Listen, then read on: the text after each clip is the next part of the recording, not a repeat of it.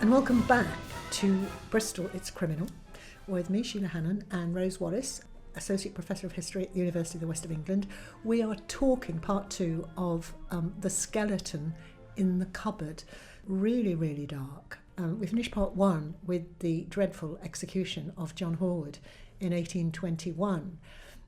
And while I was researching this, I found a very interesting extract from a letter. Okay, so this is a guy called Sidney Smith, and he's writing to Lady Grey in November 1828. Now remember that our poor old Horwood has been executed 7 years earlier in 1821. Bristol is a town remarkable for burglary and turtle. Everybody's stomach is full of green fat. Everybody's house is broken open, and all this comes of not hanging people. It's 7 years since anyone was hung here. How can 100,000 people live together in peace upon such terms? Sidney Smith says it's 7 years since anyone was hung here. He don't say hanged. Indeed. And I'm pretty sure he is definitely referring to John Horwood.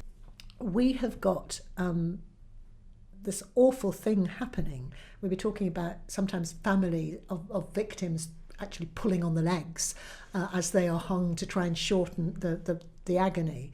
And there are also other things that family members did which happened after the execution.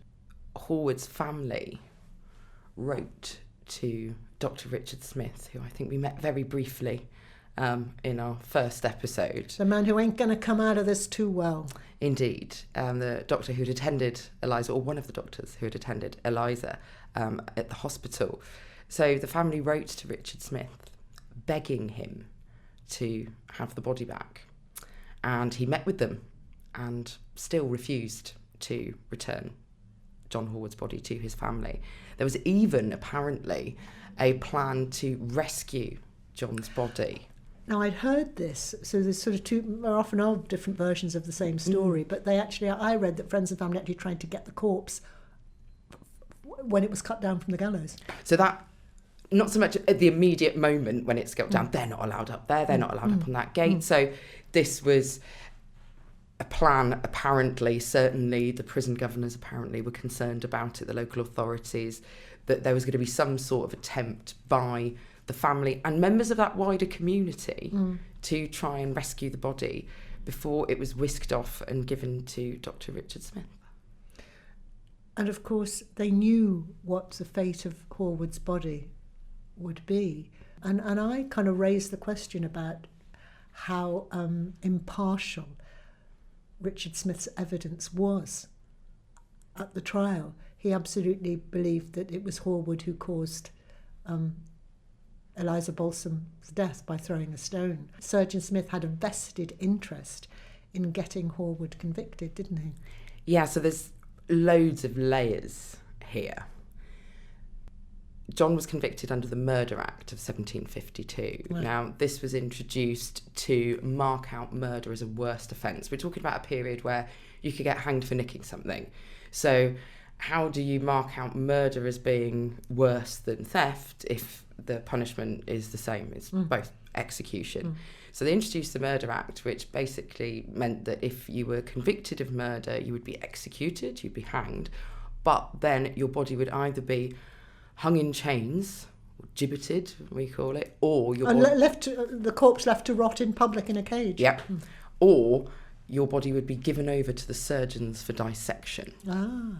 Now this, for Smith, was a legitimate way of getting a cadaver on which to explore the human physiology, to teach with it as well. So that's perhaps part of his vested interest. He knows that if Horwood's convicted. And there is actually a margin note in the legal papers associated with the case that sort of point to the fact that Smith would be very disappointed if Horwood wasn't convicted. Whether it was, his kind of dogged determination, ambition to get the body, also the kind of publicity that would be associated with him dissecting Horwood's body, it being such a sensational case, that could be part of it. But there's also the fact that he was one of the surgeons in attendance. He was looking after Eliza, and Eliza died in their care. She was in the hospital for 3 weeks. So perhaps there's also an anxiety to make sure that there's no question that the medical procedures weren't actually a contributing factor to her death. It makes it a lot more straightforward that Horwood is culpable. The surgeons did everything they could, and now they are taking advantage of the law as it stood, and they get to use John's body. They get to dissect it. They do need to dissect. They do need to know how the body works, and that's how they're going to do it. And it's fascinating, really, that just the very next year after Horwood is executed, he's executed in 1821. In 1822, there were body snatchers in Bedminster churchyard. And I found a report of this because, of course, this is where we do our blood and butchery in Bedminster tours. So it's a very interesting story. It's Bedminster churchyard, and a young woman has died at the infirmary, which is actually almost Eliza Balsum, who was a young woman who died at the infirmary. She's buried in Bedminster churchyard, and it seems that the corpses of young people were particularly prized because you could learn a lot about how a young person's body works. And there's a furore. Somehow the constables find out, the chief constable or whatever arrives as well, and there's a sword fight in Bedminster graveyard, pistols possibly, and rapiers.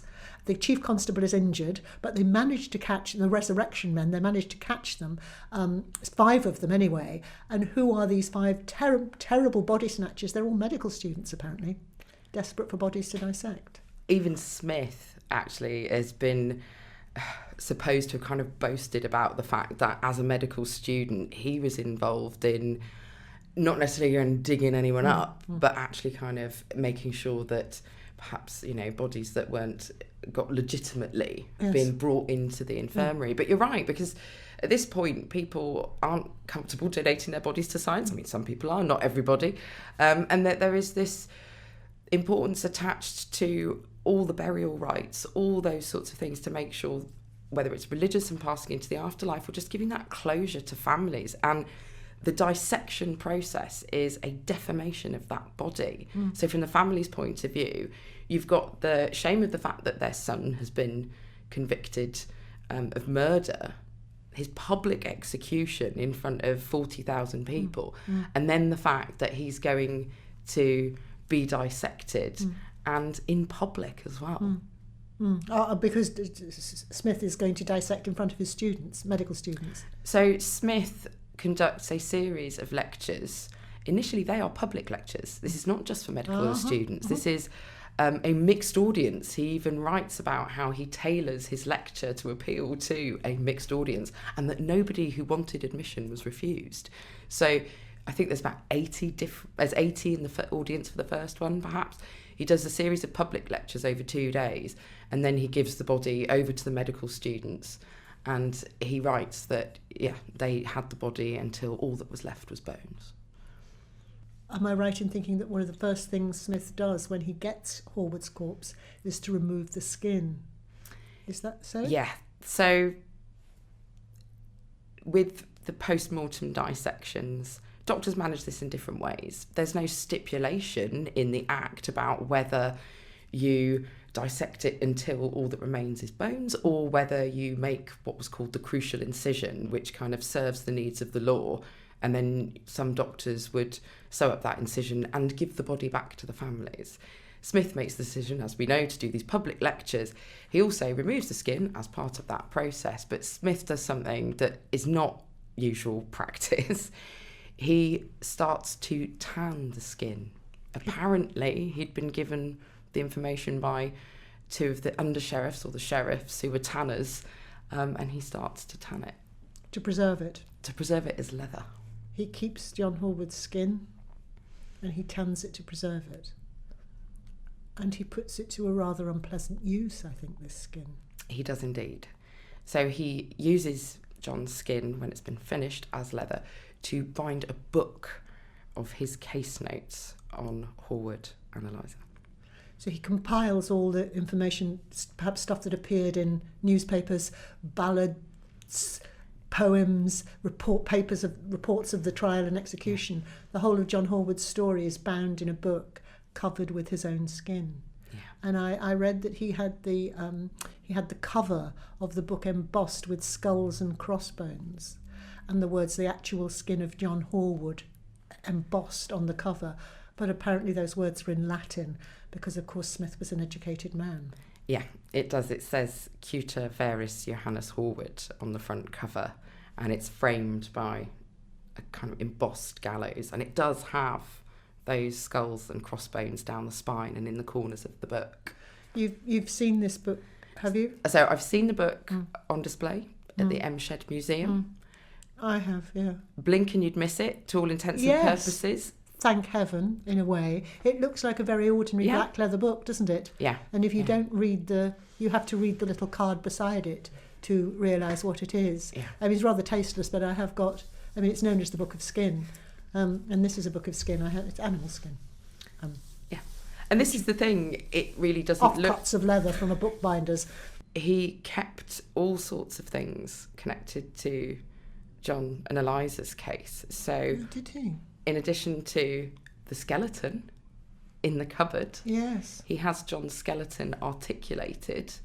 So, like in a science room, so that it's used as a teaching skeleton. Thinking about the skeleton in the cupboard, I had assumed that it was once... There was only just the bones left, as you said, that the skeleton was kept for teaching anatomy. The other thing that Smith kept, and I always find this very difficult, is he kept the cap of Eliza's skull. He kept the top of her head. And apparently, he owns this in his own account of events. He had the skull in his pocket during the trial, but thought it might cause too much of a sensation and prejudice matters against the defendant if he brought it out in court. Wow. So I think Smith isn't just fascinated with the physiology of these people, but he is also kind of a showman. He's really interested in the kind of glamour that he can appropriate from objects like the book from being associated with the case. He even apparently got John Horwood's skull out at a dinner party that he happened to be having some years later, I believe, I think 1827, where he was entertaining a guy called Spurzheim, who was one of the leading European craniologists. So he was interested in what the skull could tell us about the character of a person. This is the idea that you're feeling your bumps in your head can reveal the sort of person you are. Yeah, absolutely. It's phrenology. It was incredibly unusual for a young man of his age to be hanged at that point. He was so young. He was only just 18. And also to cast the throwing of a stone, which was absolutely a violent act, and he did intend to hurt her, as murder. So there is this question over why Horwood was kind of singled out in that way. There had been no execution in Bristol for such a long time. So why do you think they went for this 17-year-old and hung him? It's such a massive question, and it's really one of the kind of big questions I'm trying to address in the book project. So maybe read the book when it's finished. Can't wait. But I think it's about the case's connection to a much, much wider context. It's about class, it's about power, it's about disorderly communities, it's about young people, it's about sex, it's about loads and loads of things that kind of really resonate through to the present.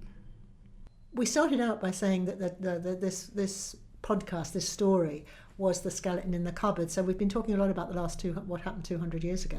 Now we're going to come back to where we started, 2011.